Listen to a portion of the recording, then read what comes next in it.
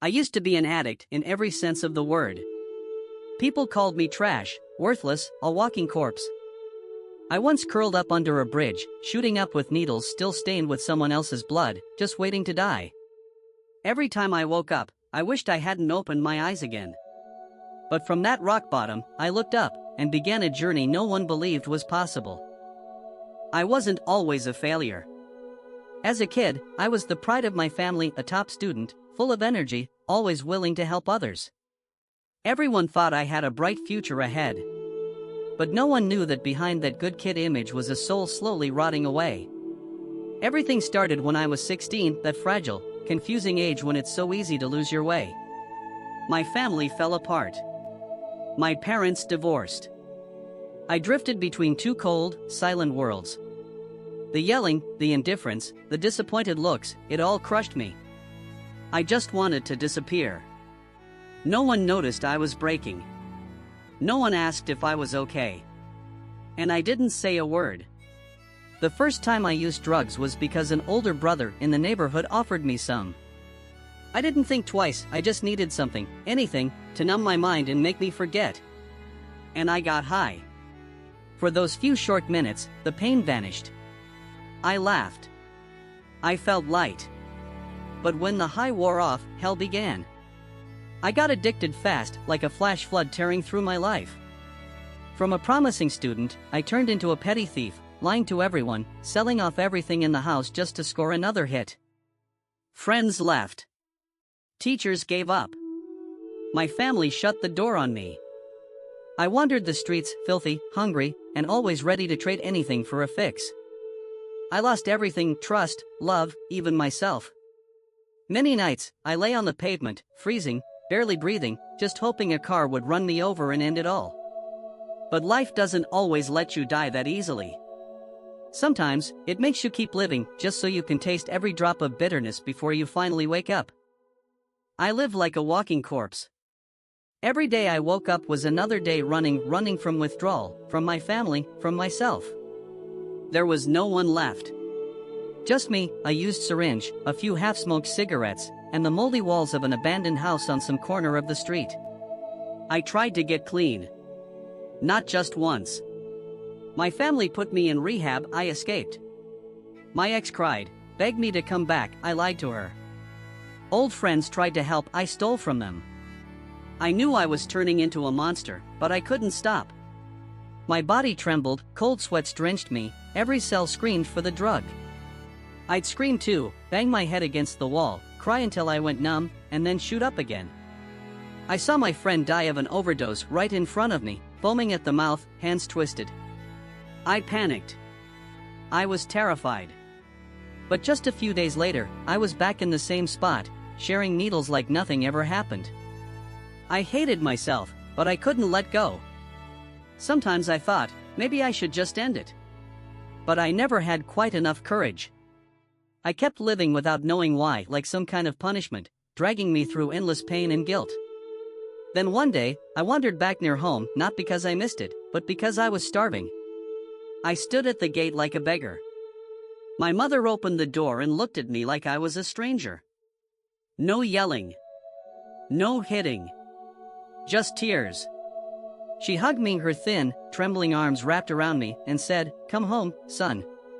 As long as you're alive, I still have hope." That sentence hit me like a slap in the dark.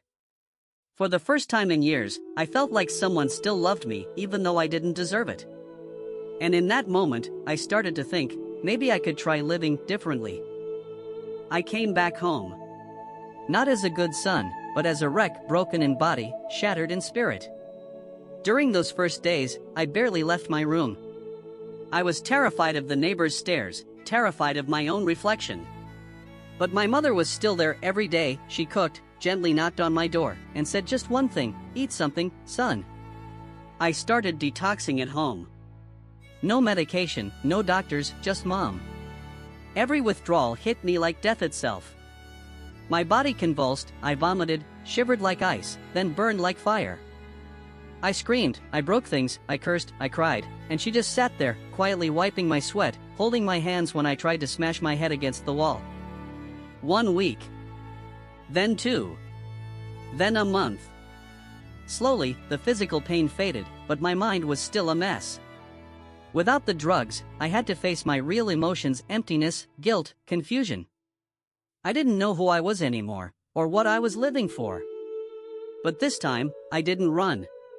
I started keeping a journal, writing down every memory, every nightmare, every moment I'd lost myself. I learned how to breathe again, how to walk under the sun, how to taste the bitterness of coffee without being high. Each day was a small step, slow, but real. An old friend, the only one who hadn't deleted my number, invited me to a support group meeting for recovering addicts. At first, I just sat there, silent. Then someone stood up and told a story that mirrored mine so closely it sent chills down my spine. I broke down in tears. That's when I realized I wasn't alone. So many others had hit rock bottom and they got back up. If they could do it, so could I. Not to erase the past, but to rise above it. For the first time in years, I believed I deserve a second chance. After that sharing session, I started going back to the center regularly. At first, just to listen. But one day, the group leader said, "You've been through so much, you should speak up. You might save someone." I hesitated. I used to think my story was something to bury, not something to tell. But eventually, I picked up the mic. My voice trembled. My hands were soaked in sweat. But the words just poured out raw, honest, unfiltered. I talked about sleeping on the streets, about the hell of withdrawal, about my mother's embrace, and the moment I nearly gave myself that final shot. When I finished, the room fell silent. Then came the applause. Some people cried. Someone hugged me and said, "You just told the story I'm living right now." That was the beginning of me telling my story, not to boast, but to keep living with purpose. I started visiting schools, rehab centers, even prisons. I didn't talk about drugs like a textbook, I spoke from the scars on my own skin. I took people back to where I used to sleep, under bridges, on trash heaps, surrounded by used needles. And I told them, if I made it back, so can you.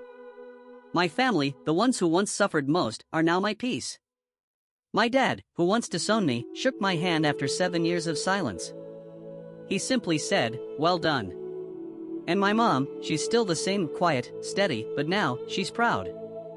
Friends have started coming back. Some are still cautious, and I understand. I hurt them once. I'm not asking for forgiveness, I'm choosing to live in a way that shows I've truly changed. I no longer run from the past. I embrace it. Because it made me who I am today, someone who knows how to love, how to be grateful, and how to pass on hope. I used to live like tomorrow didn't exist. Now, every morning I wake up knowing I'm alive, truly alive. Not to run, not to forget, but to keep telling my story, hoping it might reach someone lost, the way I once was. I started a small YouTube channel, just me, sharing my journey, my recovery, and the process of rebuilding my life. To my surprise, the videos spread quickly. Thousands, then millions of views. People started commenting.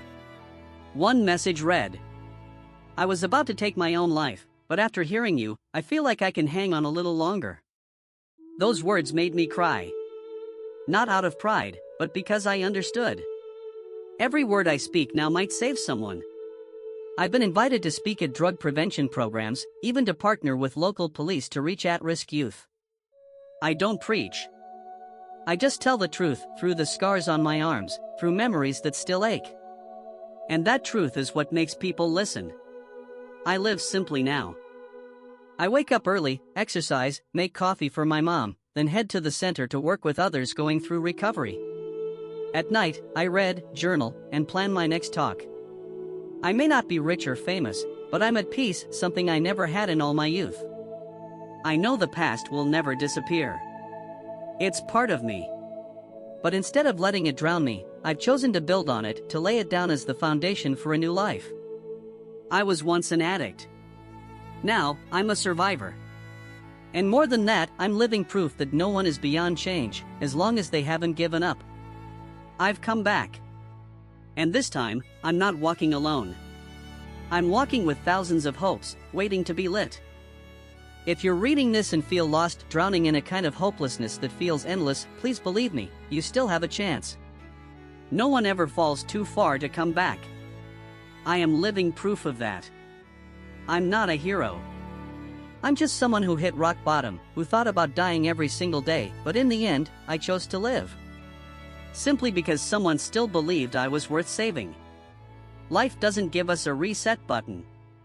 But it always gives us the right to begin again. Right from the place we once fell. If there's someone who still loves you, go back to them. If you feel like you have no one, start with yourself.